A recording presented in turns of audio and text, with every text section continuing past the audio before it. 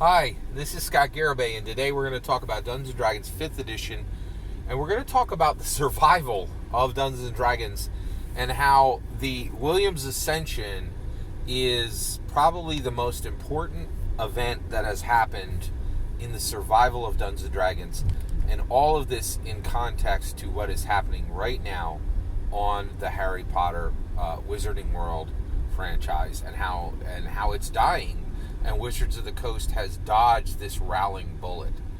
All right, so let's talk about this. Okay, so I think, I'm just so proud of Dungeons & Dragons for everything it's accomplished, and, I don't take its 47 years for granted. I think a ton of people are like, ooh, grump, that big D&D, it just sits on top of the mountain, and it just collects all the money like a dragon, and it just hoards. And I'm telling you, man, it ain't easy to be king. And Dungeons & Dragons is king of the mountain. And it's not easy. And I think a lot of people assume it is easy, that they're just plunking out books and, they're on easy mode. It is not easy mode. Twitter comes for Dungeons & Dragons every day to slash its throat and let it die in a ditch, right? Twitter comes to destroy Dungeons & Dragons every single day on its current actions and on its past actions, right? There are assassins at the gate. There are assassins who, come over the portcullis for D&D all the time, right? And there's a huge amount of people who want D&D to die. It's insane because one thing I don't understand is I think people think the tabletop role-playing game community is strong enough to survive without Dungeons & Dragons. A heck to the no, right? So one, I don't assume that, the success that Dungeons & Dragons has is easy or will remain easy or is on automatic or is on rails. And a ton of people are making those outrageously wrong assumptions. You think I'm wrong? Let's look at a Titan. Let's look at a mega IP. Let's look at what looked like a champion that now looks like a beggar, right? And that is Harry Potter, all right? Harry Potter, 7 books, shook the world, changed publishing for the next century, right? Now it's in tatters, right? And it all happened literally in 2 decades, right? From king to beggar in 2 decades, right? So, and why?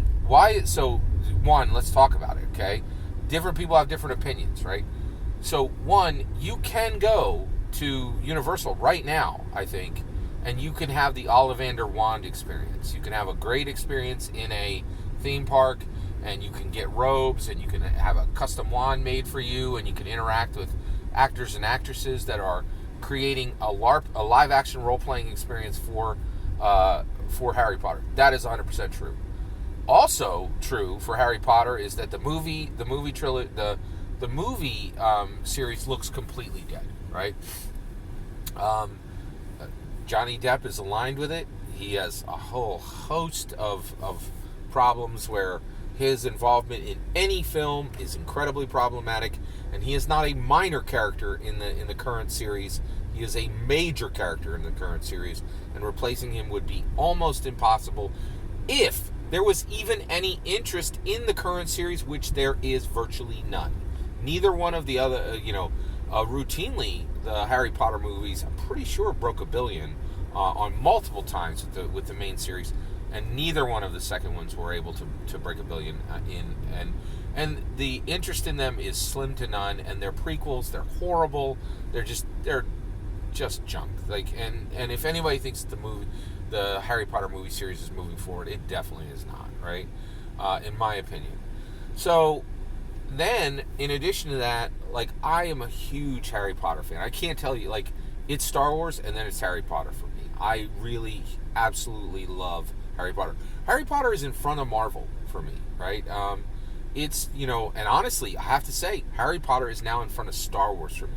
My Star Wars interest has slipped to virtually zero. And the reason why is The Mandalorian. I was so excited that The Mandalorian was working and was functioning, and then that whole thing just fell to pieces, right? The main dude's like, well, I'd like to be a Mandalorian and show my face all the time, just like every other role ever made, and also make sure that everyone understands that I disrespect the idea of Mandalorians fundamentally.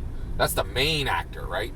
And then the second main actor, who is, incredibly compelling, is now gone and works for Disney not at all, right? So Harry Potter is my number 2 IP, right? It is just I really, really, really like Harry Potter a lot, right?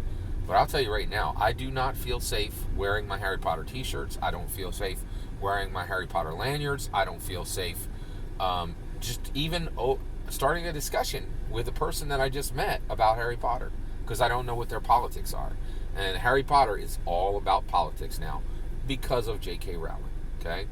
So J.K. Rowling cares a lot about trans rights and has really specific opinions that many, many people feel are repugnant about trans today, right? And she just doubles down on it constantly and continues to make this her main thing. Like, this is what she wants.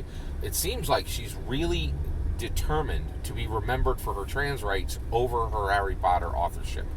And it's also very clear that she really has grown to hate Harry Potter, right? So here's why the Williams Ascension is important.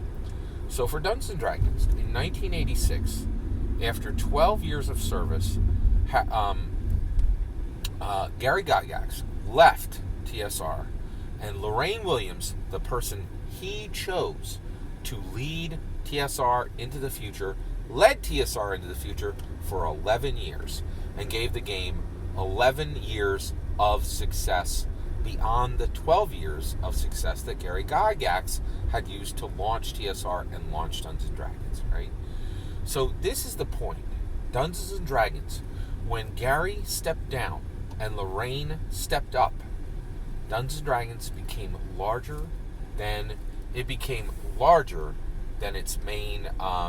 This is very important to understand. Dungeons & Dragons became larger than any one person. Gary was humble enough to say, Dungeons & Dragons can move on without me, right? And J.K. Rowling has never done that with Harry Potter. She clutches that IP with an iron fist and is incredibly resistant to allow anyone else to accomplish anything major in the world. And it is very, very significant. And it's not a small thing. Like, she just grips tightly.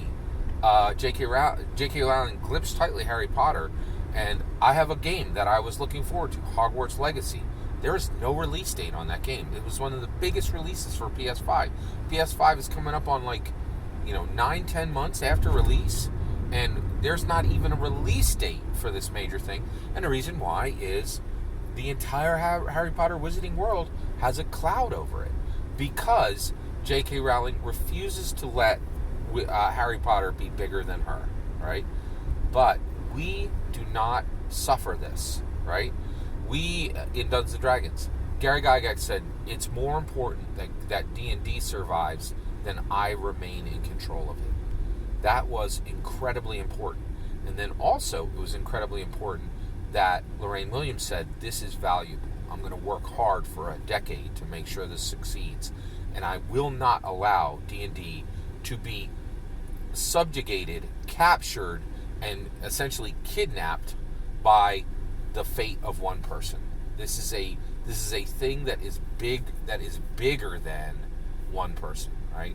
And that's why the Williams Ascension, when Lorraine Williams ascended to power over Gary Gygax, that was the point in history where we would never suffer the fate of the Harry Potter Wizarding World, which is increasingly look like a shriveled death. Right? And I think it's important to understand this and to recognize it. That's my opinion. I'd love to hear your thoughts. Let me know in the comments below. Please consider liking and subscribing, and have a wonderful millennium.